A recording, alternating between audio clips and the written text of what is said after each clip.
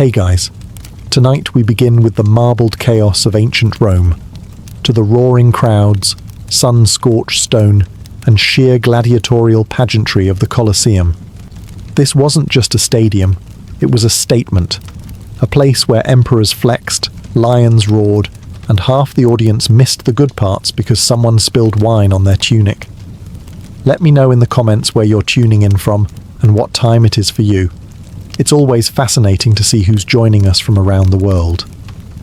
Now, dim the lights, maybe turn on a fan for that soft background hum, and let's ease into tonight's journey together. It's game day in ancient Rome, and if you're a proper Roman citizen, that means one thing: you are not sleeping in.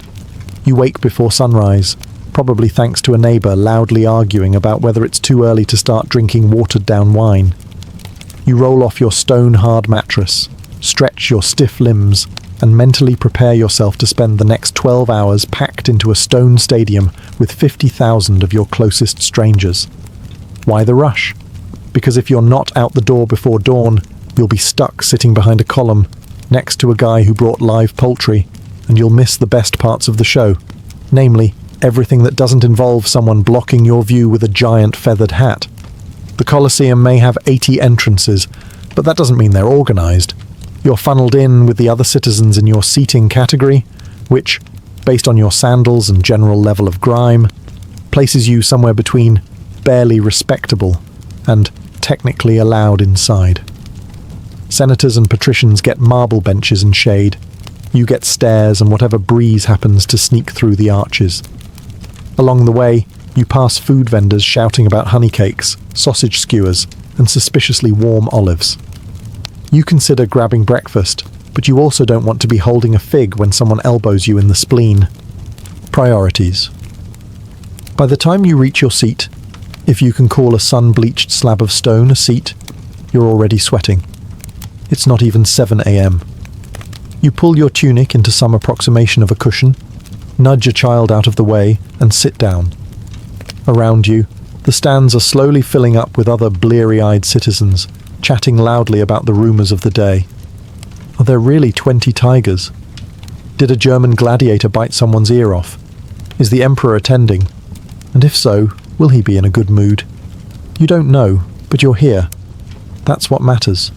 You made it into the Colosseum before the gates closed and the executions began. You haven't fainted, lost a sandal, or been trampled. Yet. By Roman standards, that's a perfect morning. As you finally get a moment to look around, the scale of the place hits you. The Colosseum is massive. Like, we could have built schools, but instead we did this, massive.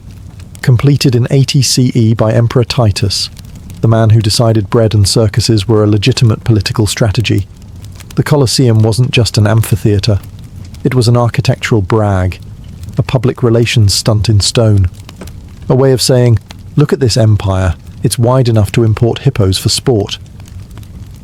At its peak, the Colosseum held somewhere between 50,000 to 80,000 people, depending on how loosely the fire marshal interpreted maximum capacity. It stood 150 feet high, had 4 levels of seating, and more entrances than a modern airport. It was so well designed that it could be filled in 15 minutes, or emptied in 10, if someone screamed fire or free wine. The exterior is clad in travertine limestone and decorated with grand arches, statues and columns. The kind of aesthetic overachievement you only get from an empire that's conquered everyone else's good ideas. Inside, it's a different story. You, the humble citizen, are sitting on bare stone under an open sky, while the senators below enjoy awnings, cushions, and a breeze generated by enslaved palm wavers. Above you is the velarium, a massive retractable awning operated by sailors, because apparently even the Navy was drafted into climate control. If it's a hot day, the velarium might be up. If not, you'll be squinting into the sun and slowly turning into a raisin. But the real marvel isn't the marble, it's the engineering beneath your feet. Beneath the arena floor lies a labyrinth of trapdoors, elevators, cages and pulleys. Animals, props, and sometimes very confused prisoners were launched into the arena like lethal surprises. One moment it's just sand. The next, It's 30 flaming chariots and an ostrich in a helmet. It's spectacle. It's strategy. It's an absolute flex. Rome didn't build the Colosseum to be practical. They built it to remind you, as you sweat in your fourth-tier seat, that the empire could kill you beautifully. Now that you're inside, sunburned, and emotionally prepared to sit for 8 hours, it's time to face the harshest truth of the Roman Colosseum. Your seat is a direct reflection of how little you matter. Seating wasn't general admission. It was an architectural caste system. Every tier, bench, and step was meticulously organized by social status, income, gender, and how often you dined with people who wore laurel wreaths for fun. Let's start at the bottom, or rather, the best.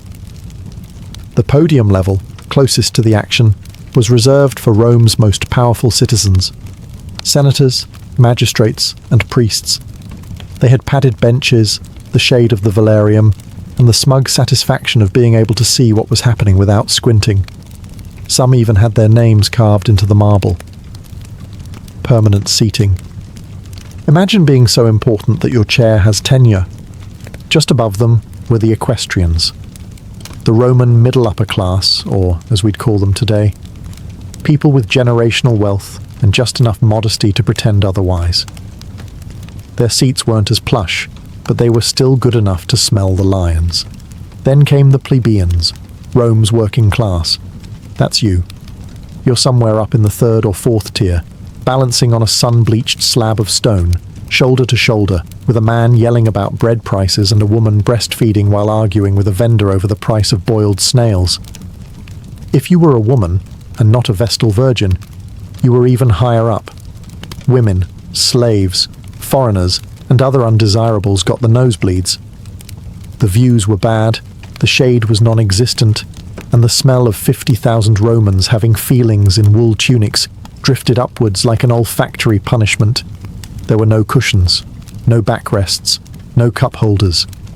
If you needed to pee, good luck finding your way back. And if someone spilled wine on you from above, that was just part of the ambience. But you came anyway, because the Colosseum wasn't just about the games. It was about being seen, even if all anyone saw was the top of your sweaty head. Welcome to the cheap seats. No one here is important, but everyone is entertained. So you've made it to your seat, high up, hot, and surrounded by people who believe personal hygiene is more of a seasonal suggestion than a daily habit. As you prepare for the festivities, your stomach growls. You didn't bring anything. Rookie mistake. Luckily, you're not out of options. The Colosseum had its own version of stadium vendors, only instead of peanuts, get your peanuts. It's more like olives, slightly fermented and suspiciously warm olives. The ancient Romans loved to snack. You could buy honey cakes, sausages, dates, figs, and, if you were feeling adventurous, garum-drenched nuts. Garum, for the uninitiated, was Rome's favourite fish sauce. It smelled like something you'd find in the bottom of a boat after 3 days of bad decisions. Romans loved it. You'd love it too, if your only other condiment was crushed goat liver. Vendors wandered up and down the steps, shouting their wares over the roar of the crowd. The man behind you is loudly arguing with one over the price of vinegared wine. It's watered down, but still effective, particularly when you haven't eaten since yesterday, and the midday sun is actively trying to kill you. Then there are the smells. Not just the food, though the blend of roasted meat and cheap perfume is doing its best to clog your sinuses, but also the crowd. The Colosseum, for all its glory, was a public bath's evil twin. No flowing water, no fresh air, just sun-baked humanity in tunics. To your left, a man fans himself with a scroll. To your right, someone brought a goat, not for food, for company. In front of you, a child is chewing something that used to be bread and now resembles stone. And somehow, above it all, floats the unmistakable scent of sweat, sand, and slowly wilting dignity. Still, there's an odd charm to it. The vendors are part of the theatre. They know when to quiet down, when to yell, and how to dodge a vomit stain on the stairs like seasoned professionals. You didn't come for the snacks. but now you can't imagine surviving without them, especially once the games start. You'll want something to chew on and emotionally process while watching a man try to fight a leopard with a fork. The games always started with a bang, or more accurately, a beheading. Before the gladiators took the stage, the Colosseum warmed up the crowd with a little morning bloodletting, courtesy of condemned criminals, war prisoners, and people who probably just annoyed the wrong senator. These weren't your standard boring executions either. No, this was Rome. This was entertainment. The condemned were often forced to reenact famous myths, but with the kind of realism that would make modern directors say, "Hey, maybe tone it down." Take the story of Prometheus, for instance. In the myth, he's chained to a rock while an eagle eats his liver every day. In the Colosseum version, a criminal is chained to a fake rock, and a real eagle is encouraged to dig in. Not symbolic violence, actual organ removal. Another crowd favourite was Orpheus in the underworld. It ended, predictably, with Orpheus being torn apart by wild animals. And yes, actual leopards were involved. You're starting to realise that when Romans said live theatre, they meant it very, very literally. The audience loved this part, cheering, laughing, booing like it was a bad comedy set. The logic was simple. These people were criminals, and public execution was a civic duty and a public service all rolled into one. It was justice, wrapped in spectacle, dipped in horror, and served before lunch. Sometimes the condemned were simply thrown to the beasts with no backstory or dramatic flair, just man versus lion, minus the inspirational music. These moments were loud, fast, and, if you blinked, over. The crowd loved the unpredictability. The man next to you is already yelling, "Bite the leg," and it's 8:30 in the morning. It's hard to say what's more shocking, the violence or how completely normal it feels here. This isn't considered extreme, this is just the warm-up. And as the final body is dragged off stage and the arena is raked smooth again, you find yourself clapping. Not because you're bloodthirsty, but because everyone else is clapping and you don't want to seem like the weird one. Congratulations. You're now emotionally invested, and the real show hasn't even started.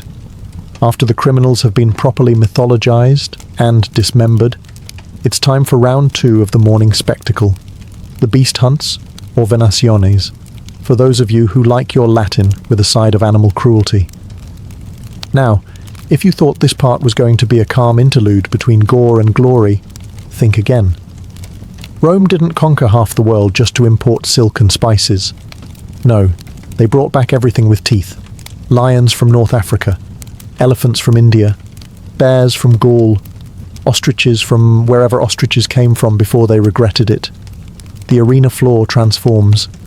Trees, fake rocks and scenery rise dramatically from hidden trapdoors, because why just butcher an animal when you can give it a theme? Then out comes the hunter, a venator. Not a gladiator, mind you. This guy has fewer muscles, more decorative feathers, and probably a deep sense of regret. His job is to show off, maybe fire an arrow or two, and dramatically dodge whatever angry carnivore bursts from the tunnel. Cue. A lion that hasn't eaten in 2 days. The crowd is thrilled. Bets are placed. Someone behind you is already shouting, 2 sesterces on the lion. And the woman next to him is trying to sell fig pastries shaped like leopards. Capitalism lives. Sometimes it's one-on-one, hunter versus beast. Other times it's mass chaos. A dozen panthers released at once while archers on platforms try not to shoot each other. On special occasions, elephants are brought in. You haven't truly experienced ancient Rome until you've seen an elephant stomp on a wooden replica of a barbarian village, while an official explains how this represents Rome's triumph over uncivilized lands. It's equal parts nationalistic pageant and animal-themed panic attack. And if you're wondering whether the animals ever won, yes. Yes, they did. Sometimes the hunters didn't walk out, and the crowd loved that too. There's something deeply Roman about cheering both the hunter and the thing trying to eat him. Eventually the beasts are killed, the scenery is cleared, and someone with a broom and a very high tolerance for trauma comes out to clean up what's left of the morning. You take a deep breath, because up next, actual humans fighting each other for your entertainment. The crowd hushes, trumpets blare. Somewhere, a nervous goat bleats. It's finally time for what everyone's been waiting for. The gladiators. Forget the criminals and the leopards. This is the main event. The part where trained professionals try to turn each other into decorative stains on sand. If the beast hunts were breakfast, this is the roasted meat platter of the day, served with a side of existential crisis. Gladiators weren't just fighters. They were celebrities. Think modern athletes, but with more scars and less dental coverage. Some were slaves, some were volunteers, some were nobles going through a phase. All of them knew how to make an entrance. And what an entrance it is. They emerge from the darkened tunnels like rock stars, or maybe like livestock who've learned choreography. Their armor gleams in the sun, helmets sparkle, swords are drawn, the crowd erupts, children scream, someone throws a garland. You're not even sure who these guys are, but you cheer anyway because peer pressure is eternal. The announcer, yes there is one, calls out the names, origins and combat styles of each gladiator. A retiarius with a net and trident, a secutor with a smooth helmet and a short sword, a mamillo with a fish-shaped crest that's not helping him win any fashion contests. Each pairing is carefully chosen for drama, big versus small, fast versus armoured, local hero versus imported lunatic. This is a blood sport with casting direction. Then the fight begins. It's not just wild swinging. There's strategy, rhythm, pauses, feints, parrying, sand, lots of sand.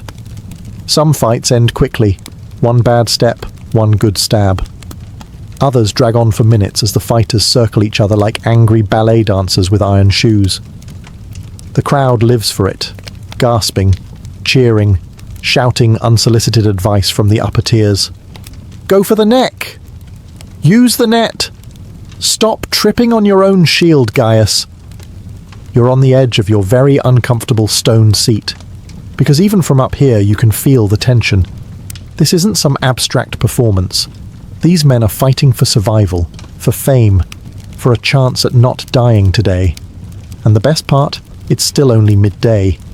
As you settle in for another round of organised mayhem, you begin to notice something. Not all gladiators look the same. That's because Rome didn't just want fighting. It wanted categories, themes, and stylistic bloodshed. This is less a brawl and more a very violent fashion show. Each gladiator type had their own distinct look, fighting style, and probability of getting impaled. Let's start with the retiarius. Light armour, no helmet, armed with a net and trident. Basically a fisherman with anger issues. They're fast, nimble, and often pantsless, which adds an extra layer of vulnerability and breeze. Then there's the secutor, their natural enemy. Secutors wear smooth, close-fitting helmets, supposedly to keep the net from catching, and carry short swords. Think of them as anti-fishermen. Their job is to run at the guy with the net and hope no one brought slippery sandals. The mamillo is the tank. Big shield, big helmet, big everything. They're slow but durable, kind of like an armoured ox that took fencing lessons. Their helmets often have fish motifs, which is ironic when they're fighting a guy with a trident. Thracians, Hoplomachuses, Dimocaeri, each with their own mix of swords, spears, daggers, and reckless bravado. Some wear greaves and arm guards. Others look like they lost a bet with a blacksmith, but all of them fight with flair. This wasn't just about winning. It was about putting on a show. The audience had favourites, not always the best fighters, but the most dramatic. The ones who posed, roared, or shouted catchy one-liners before lunging. One guy even saluted the emperor with a spin move. He died 5 minutes later, but boy, did he make an entrance. The weapons were real. The blood was real. The applause, also real, and loud. Sometimes you'd swear the guy next to you was going to throw his sandals in the arena out of excitement. And yet, there's something oddly elegant about it all. Technique mattered. Footwork mattered. If you were lucky enough to live past your first few matches, you learned how to fight smart, or at least stylishly. Because in the Colosseum, dying was expected. Dying with bad form. Now that was unforgivable. So the fight is over. One gladiator's standing, sweaty and breathing hard. The other's on the ground, bleeding, maybe twitching, and definitely rethinking his career choices. What happens now? Well, that depends on the mood of one man. The Emperor. Yes, the most powerful figure in the known world. The guy with a literal laurel wreath on his head and his own food taster now gets to play casual death god. The surviving gladiator looks up. The crowd roars, but the final call isn't theirs. It's His Imperial Majesty, seated comfortably in the best spot in the house, under an awning, sipping wine that probably costs more than your rent. Now, you've heard the stories. Thumbs up means mercy, thumbs down means death. But, like most things from ancient Rome, it's more complicated and more vague. Some historians think it was the reverse. Others think the emperor just waved his hand vaguely and hoped people guessed correctly. Regardless, the wounded man is looking up at the royal box with the desperation of someone who's realized that being popular was actually very, very important. If the emperor is feeling generous, or if the downed gladiator gave a particularly good show, he might be spared. The crowd might chant, "Mite!" Let him go. If he was boring, clumsy, or worst of all, a foreigner who didn't smile enough, the crowd chants, "Ugula!" Kill him. And the emperor, he might listen, or he might shrug and signal doom while reaching for a honey cake. Sometimes the crowd sways the verdict. Other times, the emperor uses it as a political stunt, a chance to look merciful in front of the plebs or brutally decisive in front of senators. It's public relations through bloodshed, and if death is ordered, the victor steps forward and delivers the final blow. Clean, swift, theatrical. Or, if he's feeling spiteful, dramatic and messy. Either way, the loser dies with a bit of dignity and a lot of sand in his mouth. The crowd applauds. A flute player strikes up something cheerful. Slaves come to drag the body away and rake the arena smooth. And then, on to the next match, because nothing keeps the empire running like a tight schedule and a loose definition of mercy. The sun is now directly overhead. The marble is hot enough to fry a dormouse, and the guy next to you is slowly melting into his tunic. You, however, are still seated, because you've made it this far, and damn it, you're going to watch men hit each other with swords even if you pass out doing it. Welcome to intermission, or as the Romans saw it, an opportunity to not die from dehydration before the next round of Mortal Kombat. There's no scheduled halftime show, no gladiators doing synchronized routines to pan flute music, just a lull in the screaming, some polite groaning, and the distinct sound of thousands of people shifting their sweaty bodies on stone. Vendors reappear, somehow louder than before. Wine, olives, salted, something. You buy a cup of lukewarm posca, a vinegar water concoction so tart it could pickle your internal organs, because it's either that or licking condensation off a senator's awning. Meanwhile, slaves rake the arena floor, smoothing out the sand and scooping up any leftover limbs the morning crew missed. The smell. Somewhere between petting zoo, gym locker, and open grave. You try not to breathe too deeply. People use this time to socialize. Senators stretch. Nobles whisper about which gladiator had the best abs. You overhear one man explaining to his wife that the lion clearly deserved to win. She's nodding while fanning herself with a wax tablet. Up in the cheap seats, a man faints. No one moves. Not out of malice. It's just that everyone else is one faint away from joining him. If you're lucky, the Valerium, that massive canvas awning, is extended today. Operated by sailors, because naturally rigging a sunshade requires maritime training, it provides patchy relief from the heat. If you're in its shadow, congratulations. If not, enjoy watching your shadow slowly crisp like an amphora left in an oven. Eventually a trumpet sounds. The crowd stirs. The guy who fainted is awake again, possibly by force. The games resume. You're parched, sunburnt, and halfway to delirious, and somehow you still wouldn't leave early, because in the Roman Colosseum, you didn't just watch history, you sweated directly into it. Just when you think you've seen everything, lions, leopards, blood-soaked gladiators, and a man fainting face first into a sausage tray, Rome hits you with something even more absurd. A naval battle. Yes, inside the Colosseum. No, you're not hallucinating. Though that vinegar wine is doing strange things. This wasn't every day, mind you.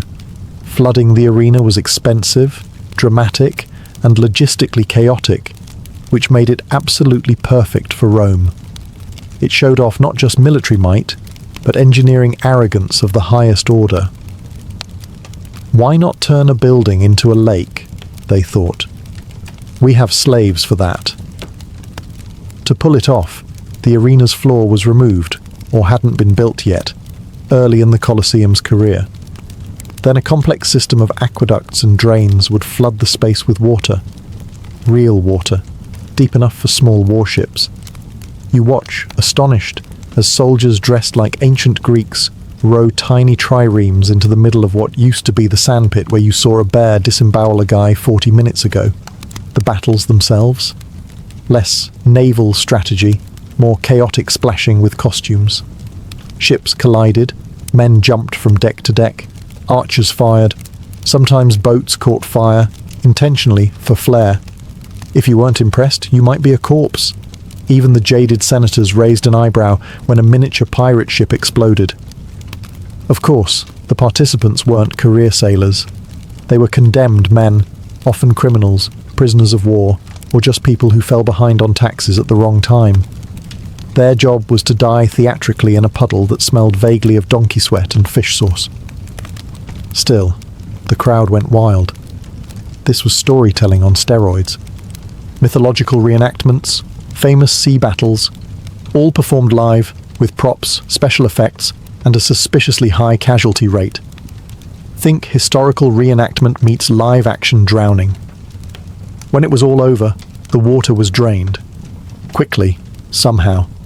Probably by people whose job titles were simply, "Don't ask." You sit in awe, wondering how you'll ever return to watching street musicians or mimes after this. You've just witnessed an indoor war at sea, and they're not even done. Because after naval combat, it's time for the grand finale. The sun begins to dip, the shadows stretch across the arena sand, and the scent of crushed olives, sweat, and existential dread lingers thick in the air. You've watched men fight beasts, boats sink in a surprise lake, and more blood than you expected to see in one sitting. Logically, this would be the time to go home, take a sponge bath, and question your life choices. But no, this is Rome, which means it's time for the grand finale. A final, carefully choreographed orgy of violence and theatre designed to leave the crowd staggering home in either awe or nausea. Sometimes this meant massive group battles, dozens of gladiators released at once, charging each other in carefully planned chaos. Shields clanged, swords flew, sand kicked up like someone dropped a bag of flour into a wind tunnel. It wasn't subtle, but then again, neither is anything Rome does. Other times they ended with a spectacle so outrageous it defied reason. Think, a gladiator team versus elephants wearing armor, or a duel staged to recreate a legendary myth where both men have rehearsed their deaths for weeks, and then one of them accidentally wins for real. This is where the showmanship peaks. Dying men still try to pose. Survivors scream to the heavens. The crowd, on their feet, a sea of tunics, fists, and enthusiastic moral flexibility. People chant for their favorites. Garlands are thrown. If a gladiator survives the day and has really impressed the crowd, he might even be awarded a wooden sword, the Rudies, and his freedom. It's rare, but when it happens, everyone cries, even the wine vendors.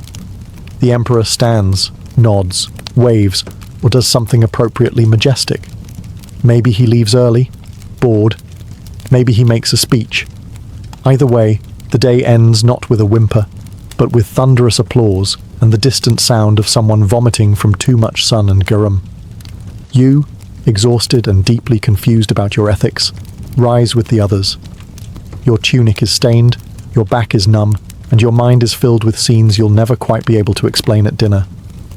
And yet, you'd absolutely come again tomorrow, because no one stages a blood-soaked standing ovation quite like Rome. The trumpets have faded, the last gladiator has limped off stage, possibly upright, possibly being carried like a tragic meat sack. The crowd begins to stir, stretch, and engage in that most timeless of Roman traditions, judging everyone else's opinions out loud. As you make your way toward the exit, or try to, it's basically a tunic-based traffic jam. The post-show buzz kicks in. Everyone suddenly becomes a gladiatorial expert, despite having spent most of the fight arguing with their cousin about fermented goat cheese. I told you the Thracian was going to win. No, the Secutor was robbed. Total sabotage. That elephant didn't even try. Clearly sick. Meanwhile, the vendors haven't missed a beat.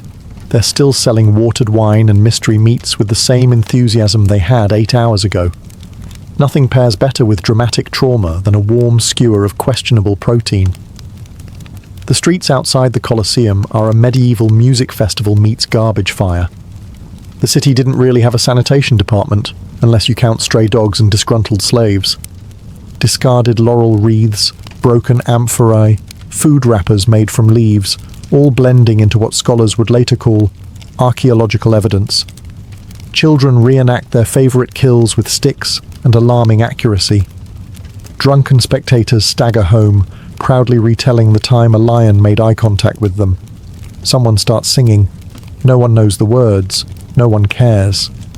If a gladiator survived the day and was particularly popular, his name will spread through the streets before sunset. He might even get a dinner invite from a senator, or, more importantly, a bath. People will write crude graffiti in his honor. Marcus, Slayer of 5, hot. If he died, well, he might get a funeral. Maybe. Depends on the budget. And you? You're exhausted, covered in a thin layer of sand and regret, and your calves feel like they've been kicked by a centurion, but your heart is pounding, and your brain is still buzzing with every scream, cheer, and trumpet blast. The games are over, for today. But the stories, the arguments, the glory, those will echo through Rome until the next time the Colosseum gates creak open, which conveniently is probably next week. By now you may be wondering, just how much did all this cost? The animals, the armour, the scenery, the wine that tasted like regret. None of it came cheap. Welcome to the economics of Roman entertainment, a financial sinkhole so massive, it probably made accountants weep into their togas. Let's start with the Colosseum itself. Built under Emperor Vespasian and finished by his son Titus, this stone behemoth took over a decade, thousands of labourers, and an ungodly amount of concrete to complete. It could seat upwards of 50,000 people, none of whom paid for tickets. That's right. Entry was free, which is a lovely way to build goodwill and a terrible business model. So, how did they fund this blood-soaked variety show? Answer: conquest money. The Colosseum was famously financed by the spoils of the Jewish war, specifically the looting of Jerusalem, which means every trident and tuna-stuffed date was indirectly sponsored by imperial plunder. Think of it as Rome's version of a military-industrial complex, with more flaming leopards. And then there were the games. A single festival could last 100 days, featuring thousands of gladiators and animals. Feeding, housing, and transporting elephants from Carthage or hippos from the Nile wasn't exactly cheap.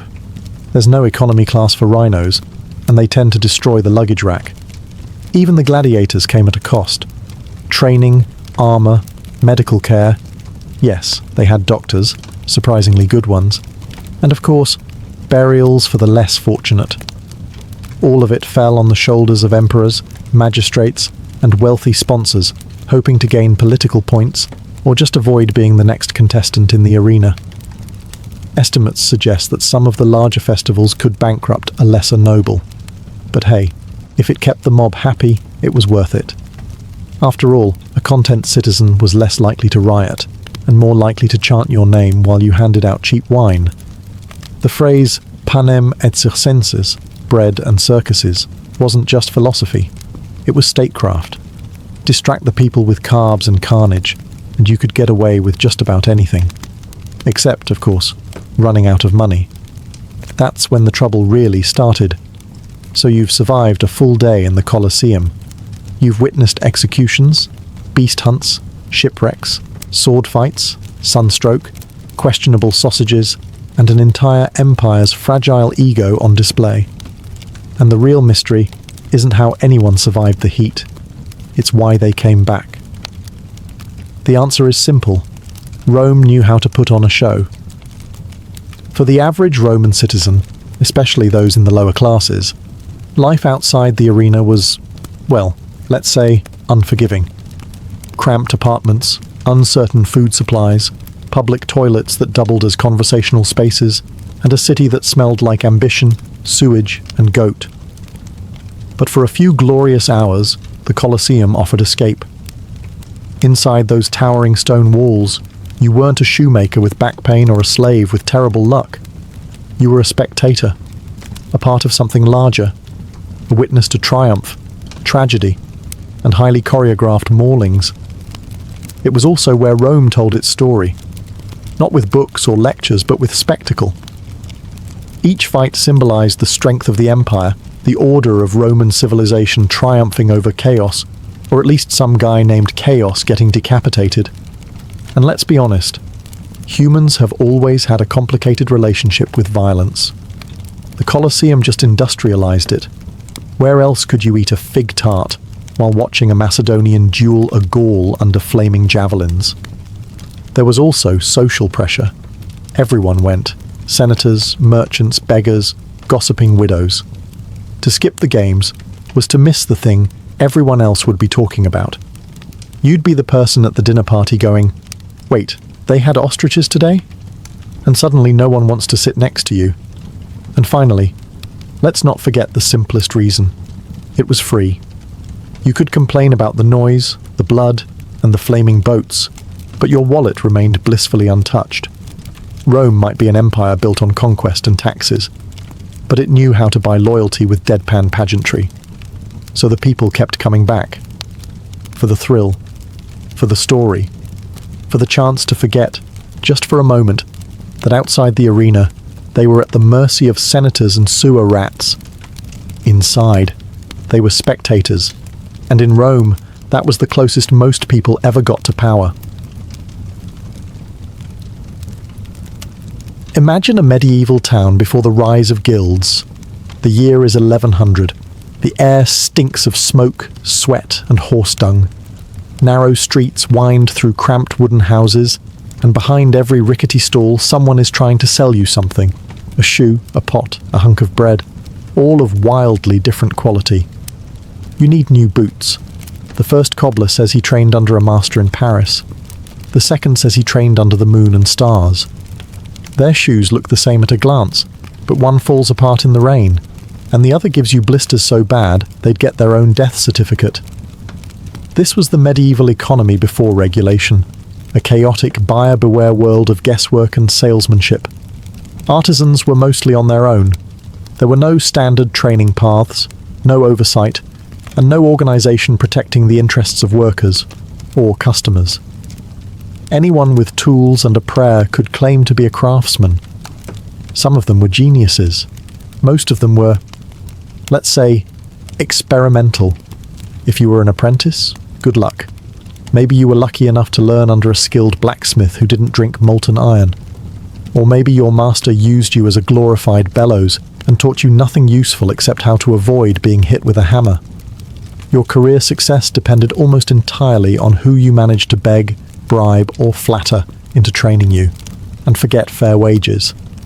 Since there were no collective bargaining rights, employers could pay workers whatever they wanted, usually the bare minimum unless you had connections or muscle. Customers weren't safe either. Bread might be filled with sawdust, pottery might crack before you got home. Tailors could cut you a doublet so misshapen it looked like it had been made for a goat with scoliosis. Quality and honesty were optional, not required. There was a growing sense of dissatisfaction. Towns were expanding, trade was increasing. The risks of shoddy craftsmanship and dishonest dealers became more than just local annoyances. They threatened economic stability. And out of that chaos, a solution began to form. One that would reshape not only work, but entire cities. They called it the Guild. So how did the guilds begin? Slowly, quietly, out of necessity, like all great systems. In towns across Europe, skilled artisans and tradesmen began to meet in taverns, churches, and even under trees in the village square. They were bakers, smiths, tailors, carpenters, men and women whose livelihoods were being undercut by frauds, cheats, and hacks. They didn't call it a guild at first, just a gathering of those who actually knew what they were doing. At first, it was about protecting their name. If someone sold a warped sword and called themselves a smith, that reflected badly on all smiths. So they started setting rules.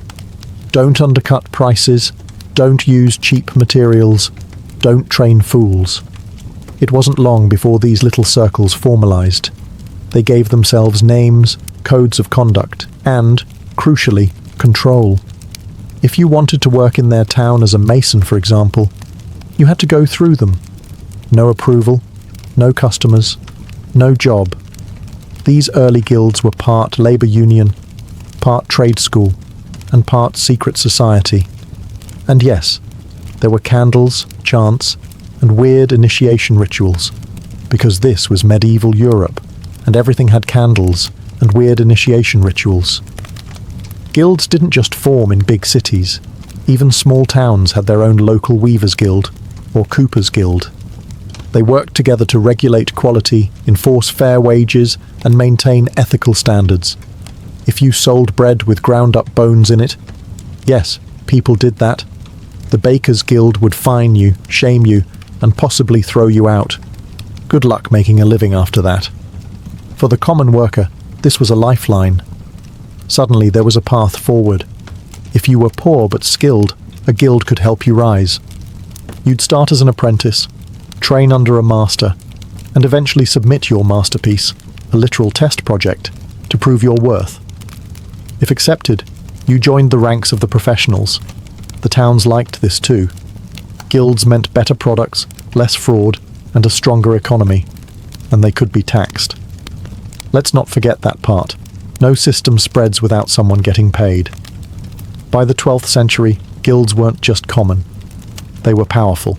They set prices, controlled markets, and in some towns, had more influence than the mayor.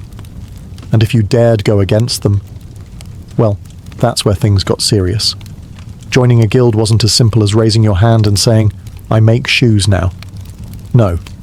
Guilds were gatekeepers of tradition, skill, and, let's be honest, money. And they had rules. Lots of them.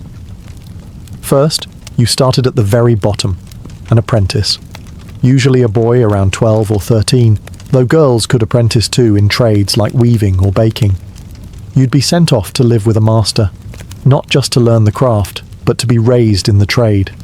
It was part job, part adoption, part medieval boot camp. You'd clean the forge, run errands, stir the dye vats, and maybe, just maybe, be allowed to touch actual tools after a year or two. You were paid nothing. In fact, your family often paid the master to take you. And the training? Grueling. If you survived the years of labour and didn't accidentally kill yourself with a misplaced chisel, you could graduate to the next level. Journeyman. Now you were mobile. You could travel, hence the name, from town to town, working for various masters, perfecting your craft, and getting paid a wage. But you still weren't a full member. That title was reserved for those who submitted a masterpiece, a finished product so flawless it would be judged by the guild elders themselves. Imagine the pressure. You spend months crafting a single item, a chair, a sword, a tapestry, knowing that a crooked stitch or uneven weld could send you back to journeyman status. If you passed, congratulations. You were now a master, with the right to open your own shop, train apprentices, and have a say in guild politics. But being a master didn't mean freedom. You were now beholden to the guild's book of rules, and oh boy, was it thick. You couldn't work outside guild hours. You couldn't undercut the agreed-upon price. You couldn't hire too many workers or use unapproved materials. Violations meant fines, blacklisting, or worse, public humiliation. And yes, there were official punishments for shoddy work, up to and including being banned from the town. Every guild also had its own rituals, symbols, and oaths. Some had patron saints. Some had guild halls grander than churches. It was part club, part cartel, part medieval mafia. And now that they had power, guilds weren't afraid to use it, not just to protect their trade, but to shape entire cities. By the 13th century, guilds weren't just part of town life. They were town life. Walk through a bustling medieval city like Bruges, Ghent, or London, and you'd see their influence everywhere. Streets were often named after trades: Baker Street, Fishmonger's Lane, Cordwainer's Alley. The finest buildings? Not palaces, guild halls. These were towering stone structures that served as meeting places, event venues, courts, and yes, occasionally taverns after hours. Guilds dictated not only what got made, but how, when, and by whom. They regulated prices to prevent undercutting, set minimum standards for quality, and even determined how many workers a master could employ. The goal wasn't just competition, it was control, stability, predictability. A guild town was an organised town. City governments knew better than to challenge guilds. In fact, most mayors and councilmen were guild members themselves. You couldn't rise to power without guild backing. Elections? Those were often decided behind closed doors in guild halls, not in public squares. Some guilds even kept private armies of armed men to protect their members and negotiate with the authorities if taxes got too high. Guilds also acted as social safety nets. If you got sick or injured, your guild helped pay your bills. If your house burned down, they sent aid. If you died, they paid for your funeral and made sure your widow and kids didn't starve. In a world without insurance, social security, or labour laws, the guild was your lifeline. And let's not forget the guild festivals. Each trade had a patron saint. Bakers had Saint Honoré, blacksmiths had Saint Eligius, and everyone had a reason to throw a parade. These festivals featured processions, pageants, feasting, and generous quantities of whatever booze was appropriate for the trade. Sometimes they even had competitive games. Imagine a tug of war between butchers and tailors, and you'll get the vibe. Of course, guilds didn't always play nicely with each other. Tensions often flared between different trades, especially when overlapping duties created turf wars. Should a cobbler or a tanner be allowed to make riding boots? Should a carpenter be allowed to repair a ship? These disagreements could lead to lawsuits or fists. Still, guilds brought order to chaos. They turned towns into engines of commerce, skill, and civic pride. But as their influence grew, so did their arrogance and their enemies. For all their benefits, medieval guilds were not warm, inclusive havens of brotherhood. They were exclusive, elitist, and, once they got a taste of real power, deeply corrupt. Want to join a guild as a master? Good luck if you weren't the son of a master, or didn't have the right connections. The masterpiece you submitted? It didn't matter how flawless it was if the elders just didn't like your face, your family, or your newfangled ideas. In many towns, guilds turned into hereditary clubs, where bloodlines mattered more than skill. If you were an outsider, a newcomer to the town, an ethnic minority, or simply poor, the doors were closed, permanently. You could toil as a journeyman your entire life, and still never be allowed to set up your own shop. The guild would just keep raising the bar. This rug isn't symmetrical. This sword is too sharp. This loaf of bread doesn't have enough soul. They had 100 ways to say no. And if you tried to work without guild approval, they'd shut you down, literally. Guild enforcers, and yes, that was a real thing, would smash your goods, drive out your customers, or fine you into poverty. In extreme cases, rogue craftsmen could be publicly flogged, imprisoned, or exiled. The guilds called it protecting standards. Critics called it a monopoly. Guild masters also played dirty with politics. Many bribed officials to maintain their privileges, dodged taxes, or bullied rival guilds out of influence. Blacksmiths might sabotage carpenters, brewers might rat out bakers, and tailors might rig a vote to secure city contracts. These weren't just craftsmen. They were kingmakers. And then there were the women. In theory, some guilds allowed women, especially in textiles, brewing, and food preparation. But in practice, women were often relegated to the sidelines. Widows of masters could take over shops, but rarely gained full membership. Even when they ran successful businesses, guilds frequently ignored, excluded, or outright erased them from records. Power belonged to men, and even skilled women had to fight tooth and nail for recognition. Guilds had started as protectors of quality and fairness, but by the 14th century, many had become self-serving gatekeepers, rich, rigid, and resistant to change. And that rigidity would be their greatest weakness in the centuries to come. Despite their flaws, one thing guilds did exceptionally well was education, or rather, vocational domination. In a time when universities were reserved for theologians, lawyers, and the occasional monk with a good memory, guilds handled the real-world stuff: how to make boots, build bridges, brew beer, and not die while doing it. Training wasn't casual. It was a years-long, structured, often grueling process. An apprentice's life revolved around two things: the workshop and the master's temper. From dawn till dusk, they watched, repeated, and slowly earned the right to do more than just sweep the floor or pump bellows. The master wasn't just a boss. He was a teacher, parent, disciplinarian, and, depending on your perspective, a tyrant with a hammer. Discipline was strict, expectations were high, and mistakes were rarely tolerated. Burn a batch of wool? That's a week's wages gone. Drop a chisel on your foot, clean up the blood and get back to work. Yet for all the hardship, this was the golden ladder. An ambitious apprentice could over time become a journeyman, travel the realm to gain experience, and eventually, if the stars aligned, produce their masterpiece and rise to master rank. It was the closest thing the medieval world had to social mobility. Journeymen also had their own subculture. These weren't just workers. They were adventurers with tool belts.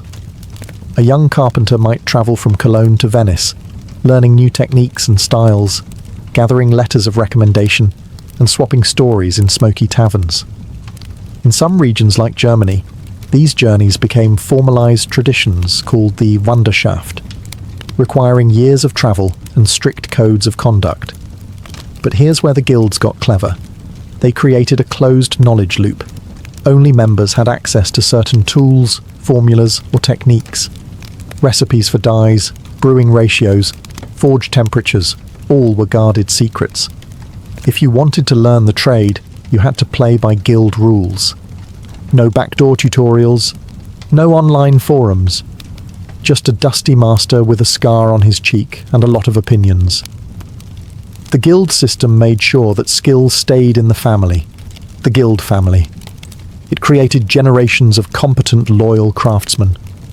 But it also meant outsiders stayed outsiders. Still, for those lucky enough to get in, the guild was the ultimate school of hard knocks, with lifetime job security at the end of the tunnel. To truly understand the medieval guild, you have to stop thinking of it as just a labor union or economic machine. It was more than that. It was a culture, a way of life. If you were part of a guild, it didn't just affect your workday. It shaped how you saw yourself, how you worshipped, who you married, and how people judged your worth.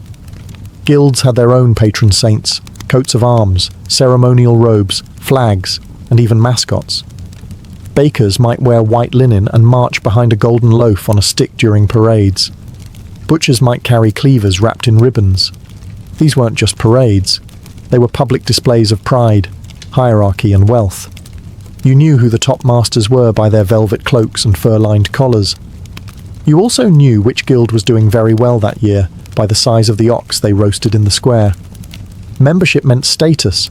Even the lowest ranked journeyman in a respected guild could hold his head higher than an independent peasant with no protection.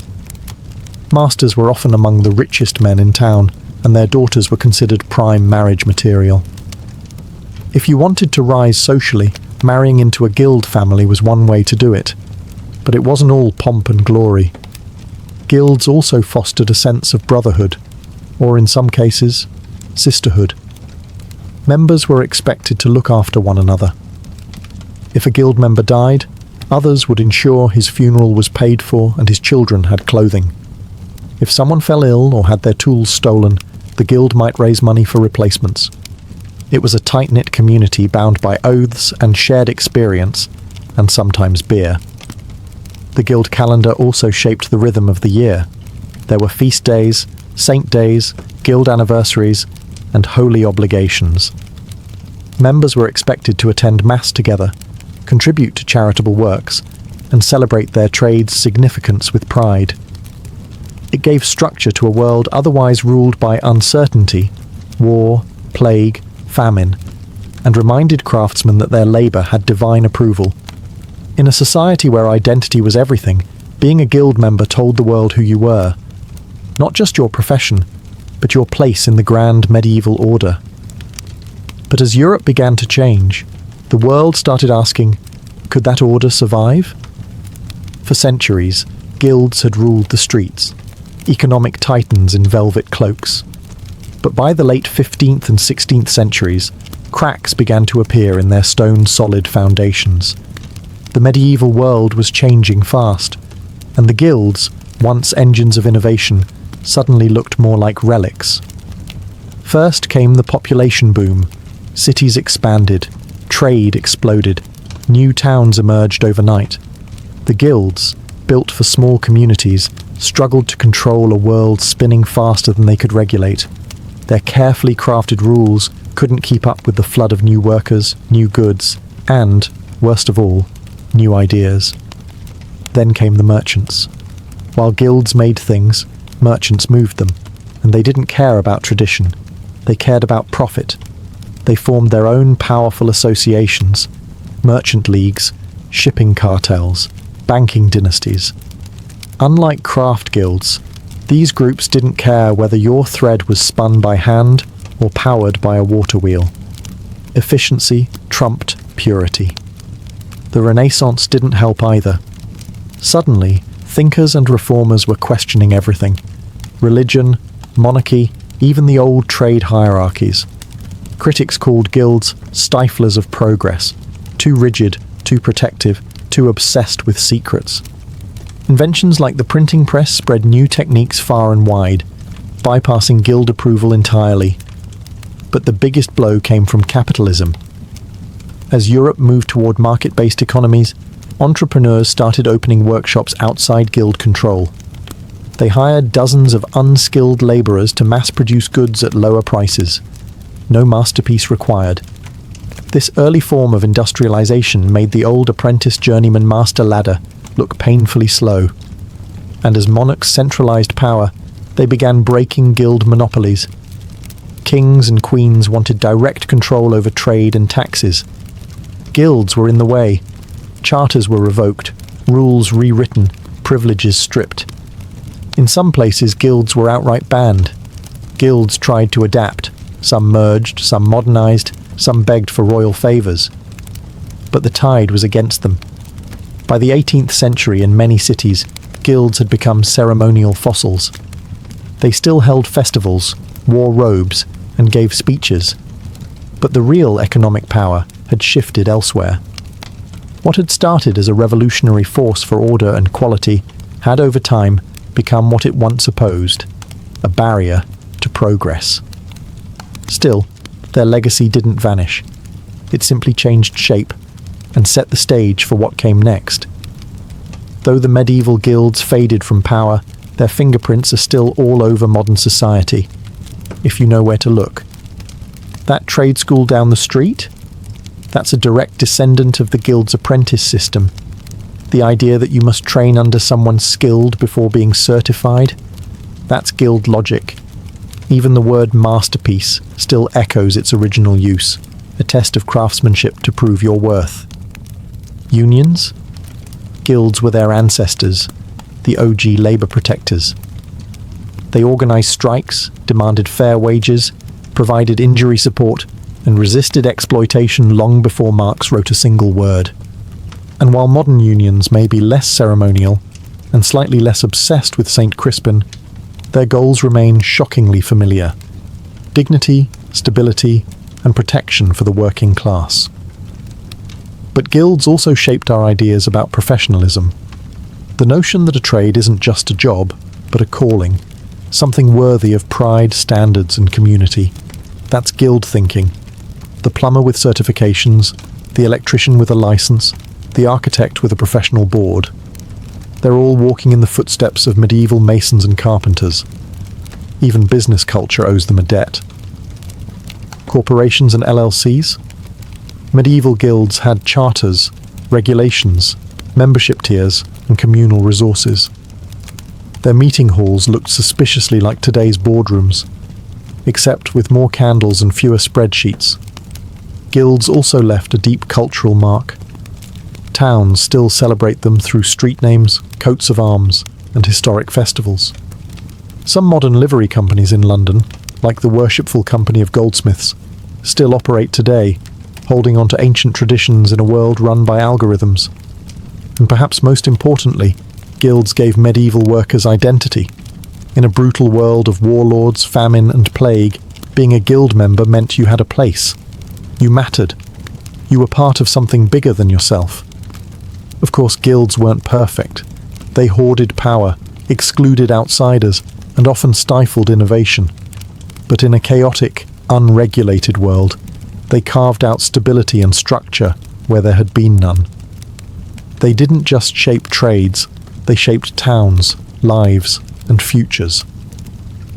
So next time you walk down a street called Butcher's Row, or see a sign for a master carpenter, remember, you're seeing the shadows of a system that, for better or worse, built the very idea of work as we know it.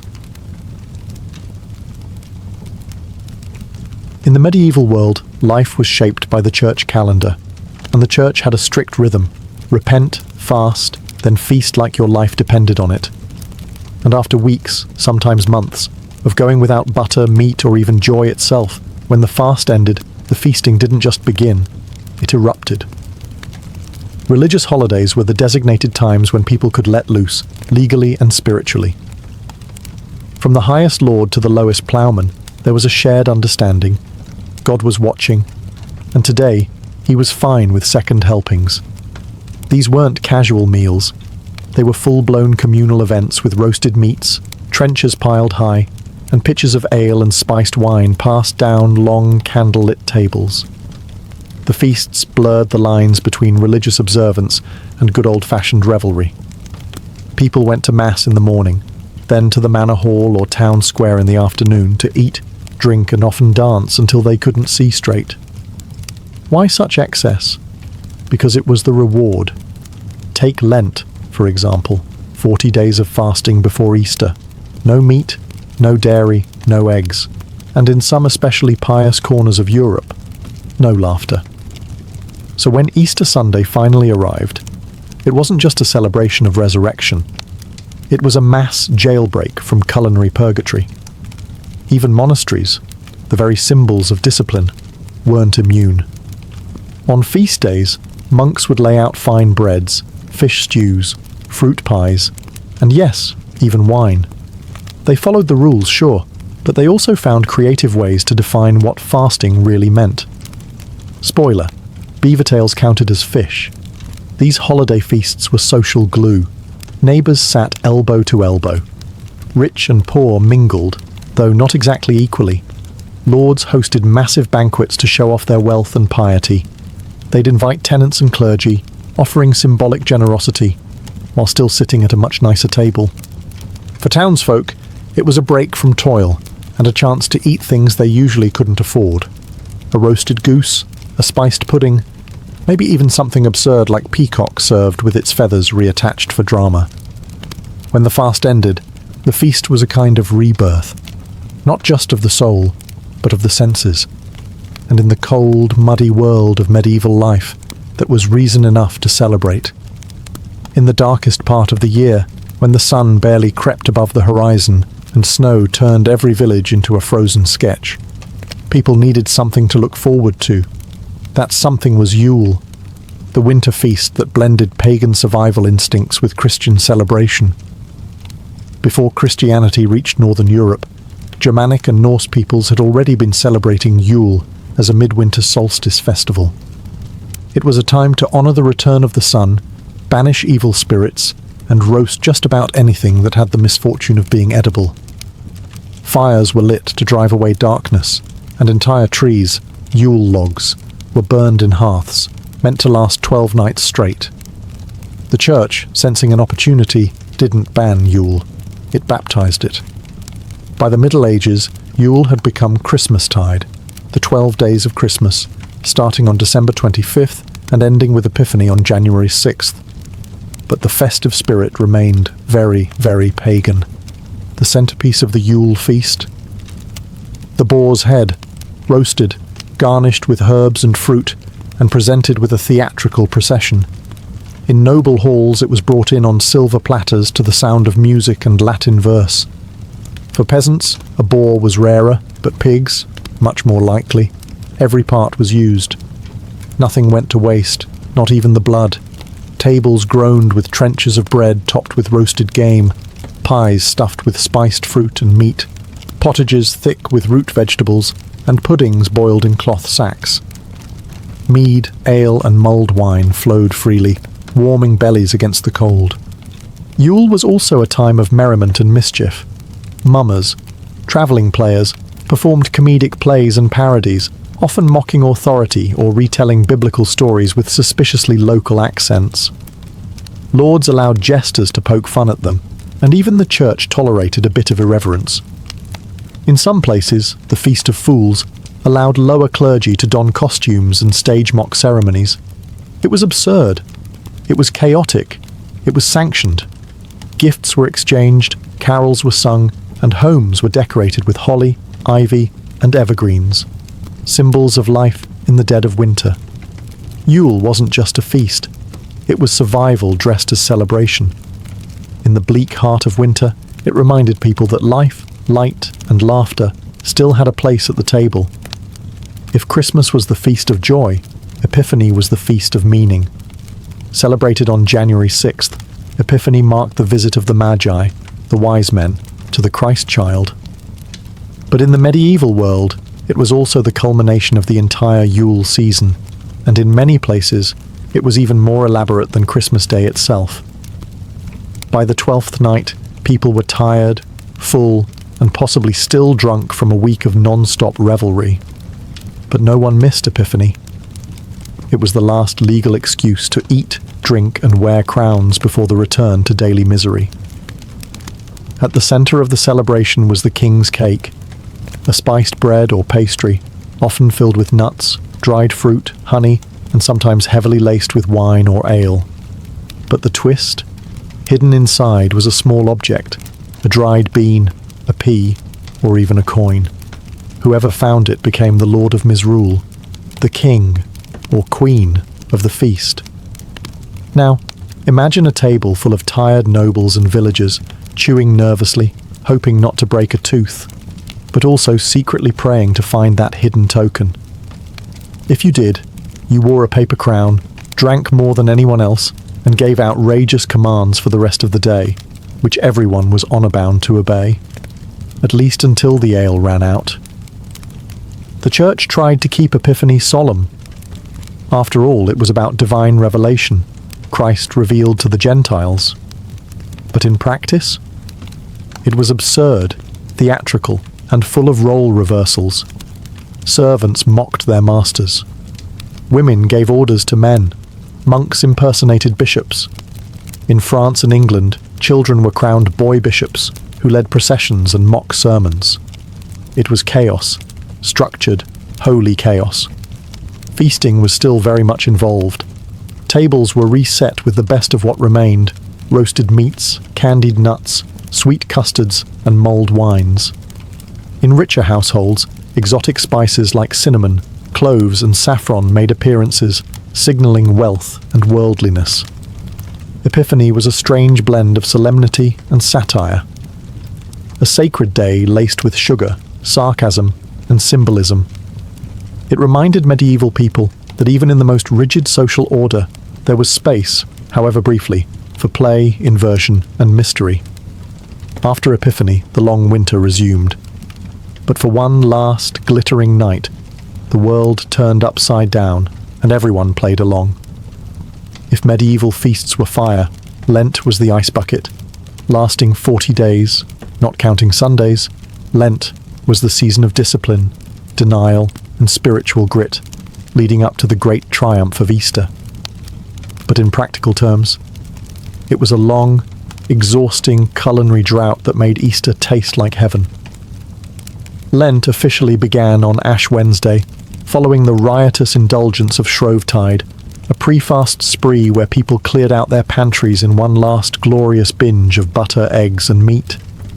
It was the medieval version of eat everything before the diet starts. Pancakes, pastries, sausages, anything rich or fatty had to go. Then the fun stopped. During Lent, meat was strictly forbidden. Dairy, eggs, and even certain fats were also off limits, depending on the region and level of devotion. That meant no milk in your porridge, no cheese with your bread, no lard for your vegetables. It was a diet built around fish, legumes, onions, leeks, and penance. Monasteries had rule books to guide this austerity. Lay people followed the example, sort of. While some genuinely suffered through Lent with humility, others learned to improvise. In medieval France, beaver tails were classified as fish, and thus fair game for fasting. In some places, barnacle geese, mysterious birds that supposedly grew on driftwood, were also eaten, since they were considered half fish, half bird. Science? No. But spiritual loopholes? Absolutely. But for most people, Lent was hard. Especially the poor, who had no salted meat or luxury items to give up in the first place. They just got hungrier. Children grew listless, energy drained from fields and workshops, and the world seemed grey, physically and spiritually. And that's precisely why the Easter feast mattered so much. The more intense the fast, the more glorious the reward. Lent wasn't just a theological ritual. It was a psychological setup for the most joyous meal of the year. The deprivation carved out space for the celebration. By Holy Saturday, kitchens came alive. Ovens were stoked, butter churned, eggs, hoarded or newly laid, were whisked into custards. Lambs were prepared, sweetbread spiced, wine uncorked. The long hunger would end soon, and what followed wasn't just a feast. It was an explosion of colour, taste, music, and resurrection. After 40 days of grey skies, grey food, and grey moods, Easter arrived like a thunderclap of joy. It was the holiest feast of the Christian calendar, a celebration of Christ's resurrection, yes, but also a visceral explosion of colour, music, and culinary indulgence. This was not a simple meal. It was redemption on a plate. The feast began after the Easter Vigil, a long late-night church service on Holy Saturday. People gathered with candles, sang hymns, and waited for the return of the light, both literally and spiritually. When the bells finally rang and Christ is risen was proclaimed, the entire town seemed to exhale. At last, the fast was over. The feast could begin. And what a feast it was. Roast lamb was the centerpiece, both symbolic and delicious. It represented the Lamb of God, of course, but also the return of meat after 6 weeks of staring longingly at fish stew. Wealthier households might also serve ham, veal, or even a whole suckling pig, apples in its mouth and all. For those who couldn't afford meat, they made do with eggs, cheese, and breads enriched with butter, luxuries that had been forbidden just days before. Eggs were everywhere, boiled, dyed, baked into pies, or hidden inside sweet custards. They symbolized new life and resurrection, but let's be honest, People had just been hoarding them for weeks, because chickens don't stop laying during Lent. Come Easter, the backlog became bounty. There were breads braided with herbs, honey cakes topped with dried fruit, and spiced wine poured liberally. Vegetables returned to the table, often roasted in animal fat for that rich, forbidden flavour. In towns with Jewish populations, some elements of Passover feasting even made their way into Easter meals, bitter herbs, flatbreads, and storytelling. The atmosphere, joyful chaos. Musicians played, children shouted and played egg-rolling games. Nobles handed out coins and sweet buns to the poor as acts of public piety. Monks prepared elaborate tableaux of the resurrection, complete with costumes, chanting, and stage effects involving smoke and bells. Easter wasn't just a religious observance, it was a rebirth of the senses, a cosmic party after a long spiritual drought. And in a medieval world full of war, plague, and hunger, that kind of joy was not just welcome, it was sacred. When we think of the medieval church, we tend to picture monks in silence, stern priests wagging fingers, and rules, lots of rules. But here's the twist. The church wasn't just the moral referee of the medieval feast scene. It was often the host, chef, and party planner. Feasting and faith went hand in hand, especially on holy days. The church calendar didn't just mark fasting periods, it also dictated feasting ones. Nearly every major celebration had a liturgical justification and a table groaning with food.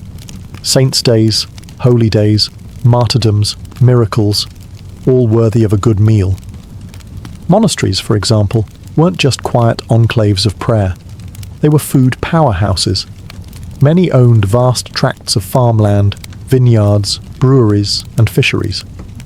Their kitchens could rival noble households in size and output. On feast days, they'd roll out courses of baked fish, fresh bread, soft cheese, fruit conserves, and if the day was really special, sugar. The white gold of the medieval world. For bishops and abbots, lavish hospitality was practically expected. It showed piety, generosity, and power. Hosting a proper Easter or Epiphany banquet, complete with clergy, nobles, and poor villagers, was as much a religious act as saying Mass. It was charity wrapped in pastry. Even lower clergy participated. Parish priests would often hold feasts for their congregations, blessing the food and wine before joining in. Sometimes, the churchyard itself became a festival ground, filled with music, dancing, and tables set under the open sky. Sermons in the morning, cider by sundown. Of course, there were critics. Some reformers grumbled that monks were becoming too soft, too fond of roast goose and strong ale. There were complaints about gluttony in the name of God, especially when abbots had private dining rooms with velvet cushions and silver cutlery.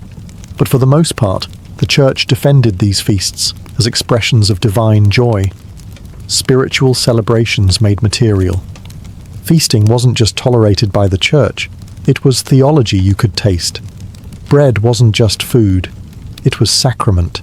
Wine wasn't just drink, it was celebration. And joy, after all, was one of the fruits of the spirit. In medieval Europe, to feast was not just human, it was holy. Medieval feasts weren't just about food, they were full-blown sensory spectacles. If you were invited to a holiday banquet, you weren't just coming to eat, you were stepping into a carefully staged performance, where roasted boars shared the spotlight with jesters, musicians, mimes, dancers, and the occasional fire breather. Let's start with the basics: music and dancing. Minstrels were as essential to a feast as the meat. They played lutes, flutes, drums, and bagpipes, weaving in songs about saints, battles, courtly love, or just mildly offensive peasant humour. After enough wine, everyone, from knights to cooks, might join in singing bawdy songs or stomping in impromptu reels around the hall. Then came the mummers, travelling players who performed masked plays known for their absurdity and irreverence. Mumming was part theatre, part ritual, part fever dream. Actors wore animal masks, dressed as kings or angels, and told tales with heavy doses of slapstick and satire. Saints' lives were reimagined with local accents, devils were played for laughs, and biblical scenes got suspiciously personal.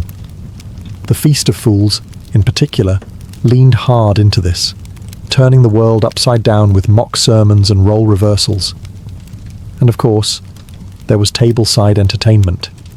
Ever seen a meat pie that, when sliced, released a flock of live birds? Medieval diners did. It wasn't uncommon for dishes to double as stage props, pastries shaped like castles, sugar sculptures of dragons, even roasted swans redressed in their feathers. These were culinary stunts designed to make jaws drop. Rich lords might hire acrobats or animal trainers, even dwarfs or jesters, to perform tricks between courses. The point wasn't subtlety, it was spectacle. The feast was theatre, and every guest had a front row seat. Even the food told stories. Symbolic dishes represented religious ideas, fish shaped like crosses, loaves baked with hidden icons, coloured sauces aligned with liturgical meanings. Nothing was accidental. Everything, from the plate to the performance, reinforced the sacred and the spectacular. To eat at a medieval holiday feast was to be inside the story, singing, laughing, gasping at fireballs or edible castles. In a world with no Netflix, this was the blockbuster premiere, and it came with pudding.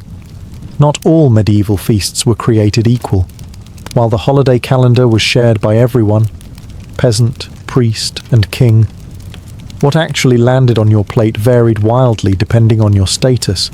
In theory, everyone was celebrating the same holy day. In practice, you might be chewing on cabbage stew while the nobility dined on roasted peacock. Let's start at the bottom, the peasantry. Holiday feasts were a rare break from monotony and hunger. Most of the year, meals were built around grain, porridge, coarse bread, and whatever seasonal vegetables survived the cellar. But on major feasts like Easter or Epiphany, even the poorest households scraped together something special. A chicken might be slaughtered. Butter, hoarded for weeks, could be churned and slathered on fresh bread. Simple pies were filled with apples or onions. Ale flowed a little freer. And if a local lord was feeling generous, he might host a public feast in the village square, offering roasted meat, soup, or sweet buns to the masses, partly out of piety, partly out of political optics. In towns, the emerging middle class of merchants and artisans feasted with more flair. They had access to better ingredients, imported spices, and bigger ovens. Their holiday tables might include dried fruits, honey cakes, sausages, meat pies, and cheese aged in cellars under cobbled streets. Guilds often organised communal feasts, reinforcing both brotherhood and social order. It was a display of civic pride and financial success. But then there were the nobles, for whom feasting was performance art. A royal Christmas or Easter banquet wasn't just a meal, it was a message. Roasted boars with apples in their mouths, towers of marzipan, fish dyed gold, pastries shaped like animals, castles, even saints. Each course arrived with music, fanfare, and sometimes a line of servants bearing flaming torches. Their ingredients came from far and wide: cinnamon from Ceylon, sugar from Venice, oranges from Spain. Dishes were elaborate, excessive, and meant to impress. And unlike the peasants, nobles dined on white bread, fine wine, and meats forbidden to others during fasting periods, all thanks to special permissions or medical reasons. So yes, everyone feasted, but your place at the table, and what was on it, said everything about who you were in the world. Long after the last boar's head was served, long after the mummers stopped performing, and the church bells rang out their final holiday hymns, the memory of medieval holiday feasts lingered, in hearts, in recipes, and in rituals that still echo today. For medieval people, these feasts weren't just indulgent distractions. They were anchors of identity, marking the passing of time and tying the sacred to the communal. In a world of plagues, bad harvests, and political upheaval, the annual rhythm of Yule, Epiphany, and Easter offered reassurance that joy still returned, that light followed darkness, that the fast always gave way to the feast. Even as the centuries rolled on, and the Middle Ages gave way to the Renaissance, then to modernity, many of the core traditions survived. Christmas as we know it, the roasted meats, the Yule log, the gift-giving, the decorated greenery, all have roots in medieval customs. So do king's cakes, now enjoyed in places like France, Spain and New Orleans during Epiphany, and Mardi Gras, still hiding a tiny token inside for a lucky reveller. Easter too kept its flavour. Eggs, once symbols of resurrection and rationed treasure, remain centerpieces. Easter lamb, whether real or symbolic in chocolate form, continues to grace modern tables. Even hot cross buns, traced to ancient Lenten customs, still show up every spring in supermarkets and bakeries. But perhaps more lasting than the food itself is the idea of feasting as sacred. The belief that certain days are meant to be set apart, for gathering, for gratitude, for remembering that joy too is holy, is a medieval inheritance. Holiday feasts weren't just about gluttony, they were acts of hope, defiance even. A community saying, we are still here, we still believe, we still celebrate. In an age before refrigeration, industrial ovens, or supermarkets, pulling off a holiday feast took planning, sacrifice, and imagination. It required whole communities working together, baking, roasting, singing, praying. And the payoff was never just a full stomach.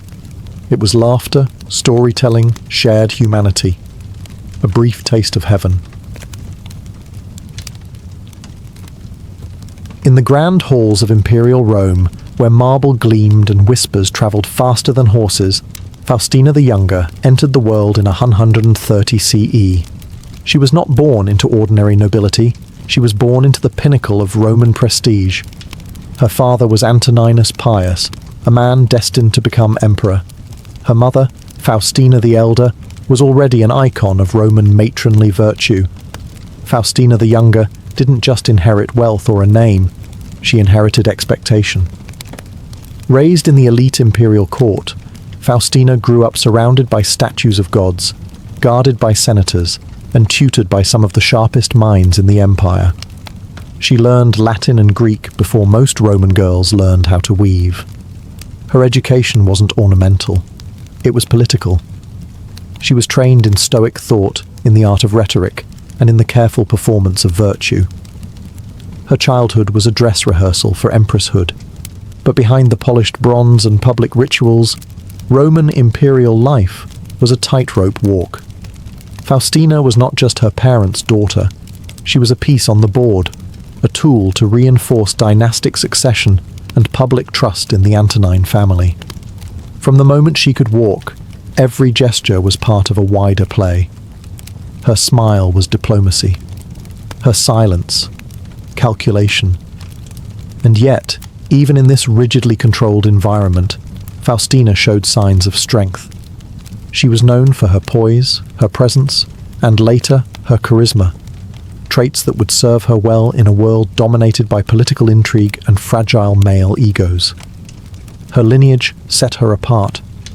She was the great niece of Hadrian, future wife of Marcus Aurelius, and mother to the infamous Commodus. Even before her marriage, her destiny was set in stone. Literally. Busts of her mother lined temples, coins bore her name, and poets praised her bloodline as divine. But greatness is a double-edged sword. The same fame that elevated Faustina also placed her under constant scrutiny. Whispers would follow her for the rest of her life, some adoring, others scandalous. From the beginning, she wasn't just a Roman woman. She was a symbol, and in Rome, symbols had to shine, or be shattered. In 145 CE, at just 15 years old, Faustina the Younger married her cousin, a quiet, serious philosopher named Marcus Aurelius. It was a political union, carefully arranged to solidify dynastic continuity, but surprisingly, it became something else entirely, a true partnership, unusual for an imperial marriage. Marcus was not yet emperor, but everyone knew it was coming. He was Hadrian's chosen heir through adoption, groomed from youth in the ways of Stoic philosophy. Faustina, for her part, was not just a decorative bride. She was already groomed for the throne, raised with the bearing of an empress. Together, they became the golden couple of the Antonine dynasty. And yet, this was no fairy tale. The Roman world was filled with civil unrest, border wars, and plagues. Being empress wasn't about silk and feasts. It was about representing strength, producing heirs, and keeping the imperial image spotless, all while navigating a court full of whispers and daggers. Faustina rose to the challenge. She embraced the role of Augusta, the empress consort, with conviction. Statues of her were erected across the empire. Coins were minted with her image beside Marcus, signaling her central role in Rome's stability. She didn't just stand beside the throne, she shared its weight. She also took on the traditional role of mother of the empire, quite literally. Over the course of her marriage, Faustina gave birth to at least 14 children, though only a few survived infancy. Among them was Commodus, a boy who would later rule, and nearly ruin, the Roman Empire. Despite the loss and political stress, Marcus adored her.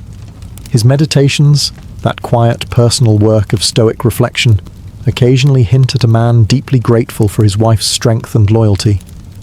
He called her faithful and praised her virtues, even as gossip about her swirled in Roman salons and barracks. Because for all her dignity, rumours clung to Faustina like perfume.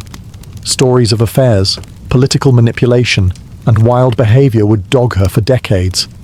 Some exaggerated, some invented by enemies, some perhaps uncomfortably close to truth. But whatever the truth, Faustina was no passive ornament. She was a force beside the throne, elegant, effective, and already controversial. And her real influence was just beginning. To be a Roman empress was to be a mother, not just to children, but to the empire itself. For Faustina the Younger, this was not symbolic. She was quite literally the womb of dynastic survival. Over the course of her marriage to Marcus Aurelius, Faustina gave birth to an astounding 14 children. It was both a political necessity and a personal ordeal.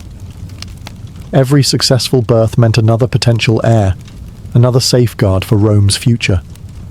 But the grim reality of Roman medicine meant that most of her children died young. Only a handful survived to adulthood. Each loss was a private grief, made public through shrines, mourning rituals, and silent imperial processions. The most infamous of her surviving children was Lucius Aurelius Commodus, born in 161 CE. He would later become emperor, and, as many historians argue, one of the worst in Roman history. But as a child, he was Rome's hope.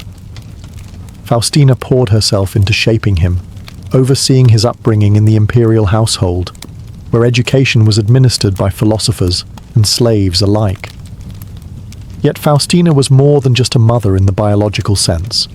She became a maternal figure for the Roman people, especially the soldiers. She often travelled with Marcus during military campaigns, a rare move for an empress, bringing her children along and living among the troops. To the soldiers, she was not a distant goddess in ivory towers. She was there, visible, regal, and present in moments of both triumph and fear. In return, the army adored her. She was called Mater Castrorum, Mother of the Camp. It was a title no other empress had borne before her. It wasn't ceremonial. It was earned. And it mattered. Roman soldiers were notoriously difficult to impress, yet Faustina's presence calmed camps and inspired loyalty. Her symbolic power reinforced Marcus Aurelius's own authority. Together, they were not just emperor and empress, they were the parents of Rome. But with influence came resentment. Not everyone believed a woman should hold such sway over public morale and imperial policy. Behind the scenes, whispers about her grew louder. Was she truly loyal? Was she too powerful? Was she hiding something? One thing was clear. Faustina was no silent matron. She was a mother, yes, but she was also a player in the imperial game. In a world where Roman imperial marriages were more about alliances than affection, the union between Faustina the Younger and Marcus Aurelius stood out, not for its ceremony, but for its intimacy. On paper, it was textbook dynastic strategy.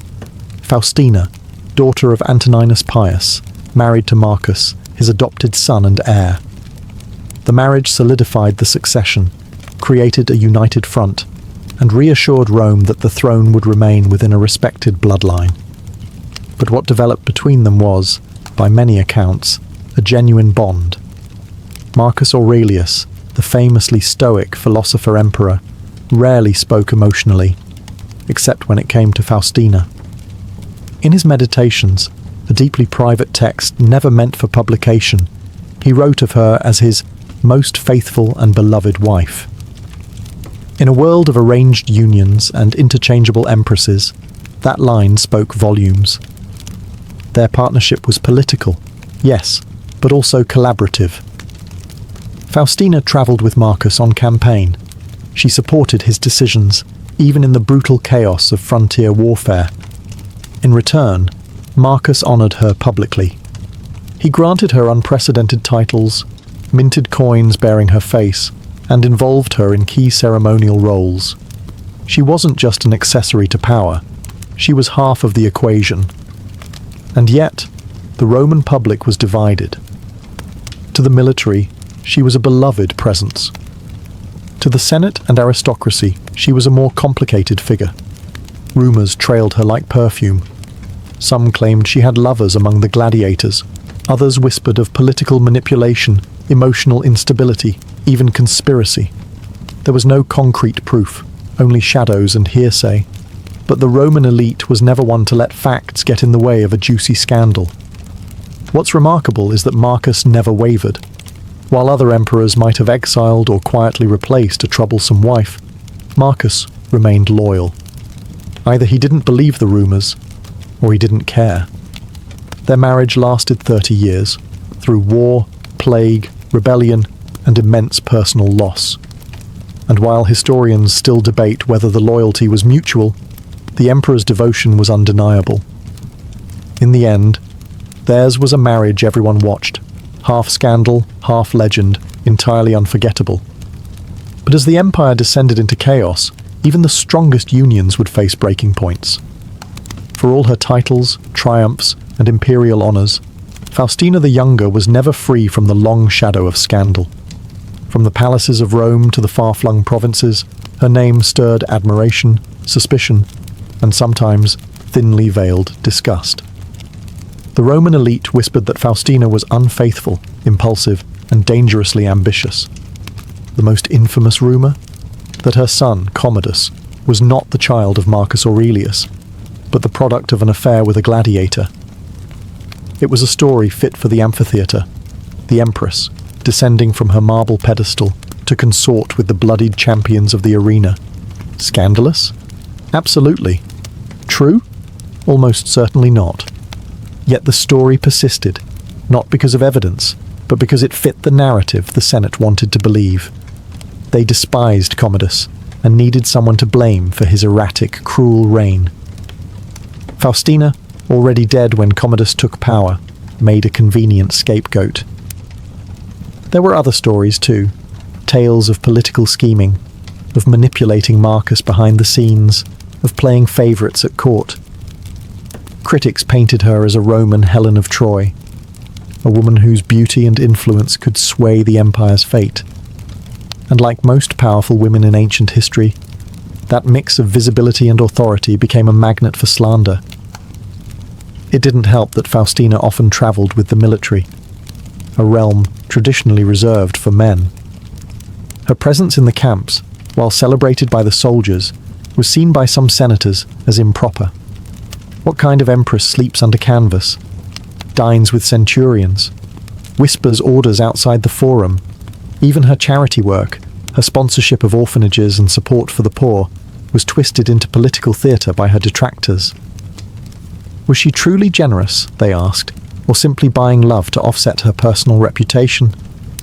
Through all of it, Marcus Aurelius never flinched. He continued to refer to her as loyal, honoured her with statues, and praised her memory after her death. Either he was blind to her faults, or he knew the rumours were just that. Rumours. In truth, the scandal says more about Rome than about Faustina. A powerful woman who defied quiet expectations was bound to attract enemies. And Faustina, for better or worse, never played small. It was highly unusual, almost unthinkable, for a Roman empress to follow the legions into battle. But Faustina the Younger did exactly that. In 161 CE, Marcus Aurelius inherited an empire in crisis. From the Parthian frontier in the east to the unruly Danube in the north, Rome's borders were aflame. Civil unrest, disease, and foreign invasions turned what might have been a philosopher's reign into a soldier's grind. And through it all, Faustina travelled with him. She didn't just make ceremonial appearances. Faustina lived among the troops, enduring the same cold, mud, and tension as any officer. She visited camps, oversaw supply distributions, and tended to the morale of soldiers.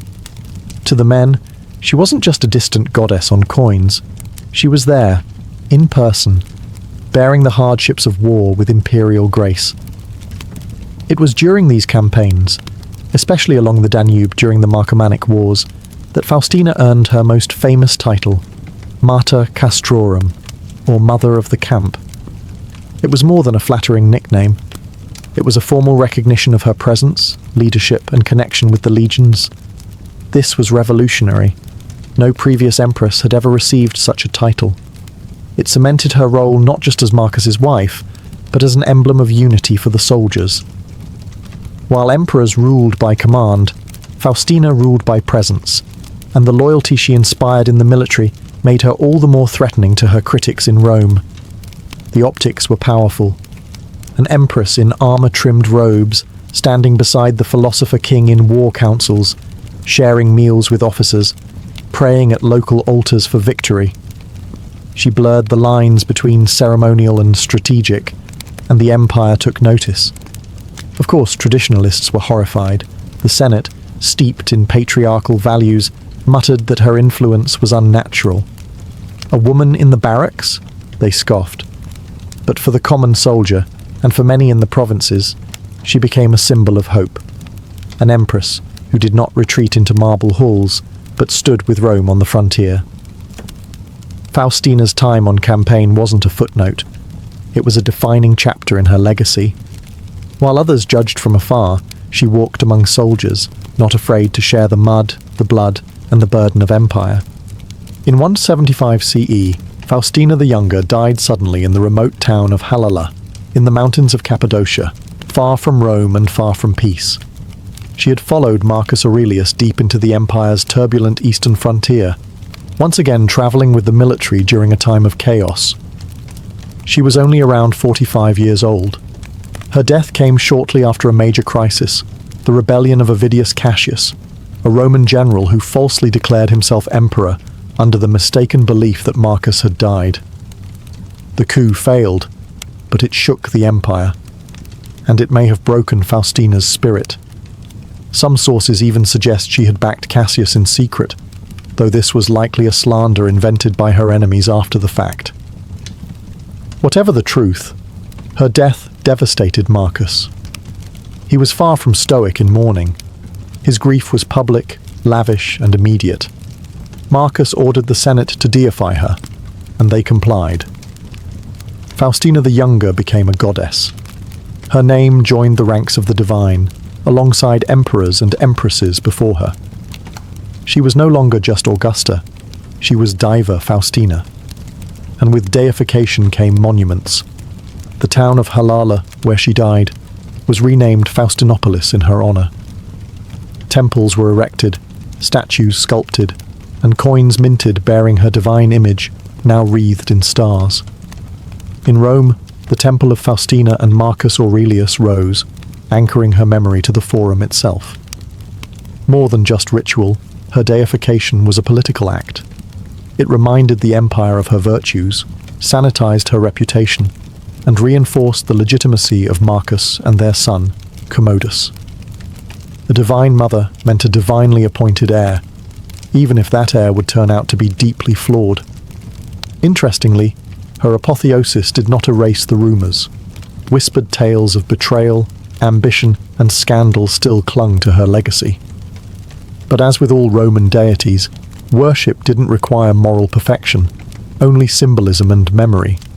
In death, Faustina became eternal, not just in the temples, but in the Roman imagination. She had lived in shadow and light, loved fiercely, ruled boldly, and died far from home. And Rome, for all its suspicion, couldn't help but build her a pedestal that reached the heavens. When Marcus Aurelius died in 180 CE, he left the Roman Empire in the hands of a young man who would become one of its most infamous rulers, Lucius Aurelius Commodus, the son of Faustina the Younger. For a brief moment, it seemed like the dynasty Faustina had helped build would endure. Commodus was the first emperor in nearly a century to be born into power, not adopted into it. His succession marked a turning point, and a gamble. But within a few short years it became clear. Commodus was no Marcus Aurelius. His reign was marked by paranoia, cruelty, self-indulgence, and spectacle. He fancied himself Hercules reborn, fought in the gladiatorial arena, renamed Rome after himself, and left the administration to a rotating cast of sycophants and assassins. And inevitably, the question arose. Was Faustina to blame? Ancient historians, always eager to moralize, looked backward through Commodus's madness and found, conveniently, his mother. They dredged up every rumor, every whisper of infidelity, every accusation of scheming, and painted Faustina as the true seed of the empire's corruption. If Commodus was a monster, surely his mother had either birthed it or molded it. But this is more political narrative than fact. Faustina died when Commodus was just a teenager. By all accounts, she had played a central role in his early education and upbringing, surrounding him with tutors, philosophers, and statesmen. She travelled with him on campaign, helped prepare him for imperial life, and oversaw his introduction to Roman politics. But no mother, divine or mortal, could completely control the future, not in a world as unstable and brutal as Rome. Some historians today suggest that Faustina's early death may have removed the only person who could have grounded Commodus. Without her presence, he was left under the influence of corrupt courtiers and opportunistic handlers.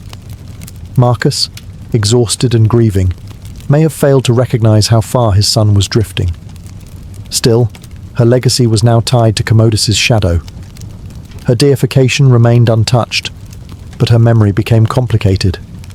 A tragic symbol of how even the best-laid dynastic plans can unravel.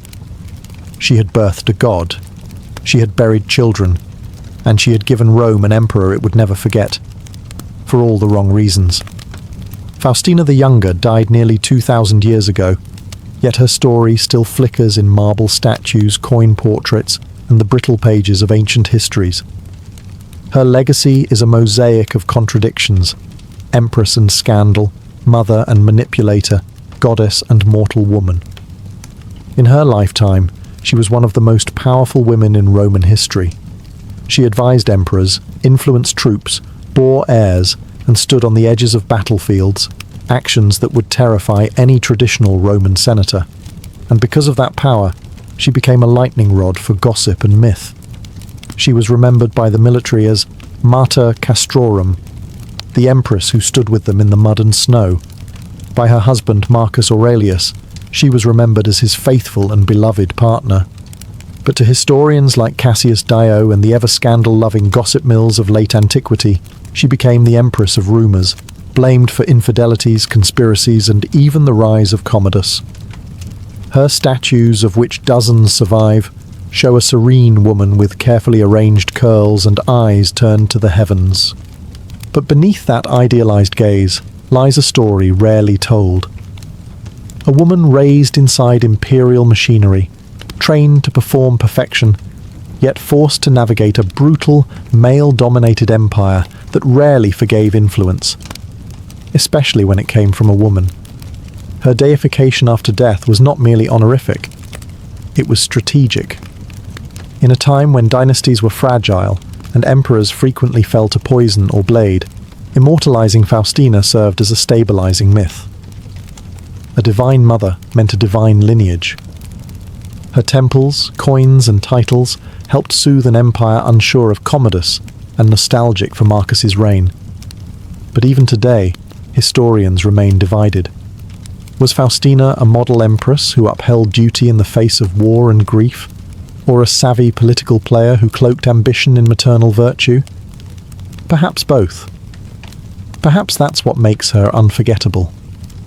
She lived in a world of shadows and spectacles, where women could rule only if they wore a mask. Faustina wore many: goddess, wife, mother, seductress, soldier's muse. But behind the bronze and legend was a human being, navigating power, loss, and love, in the heart of the most dangerous empire in the world.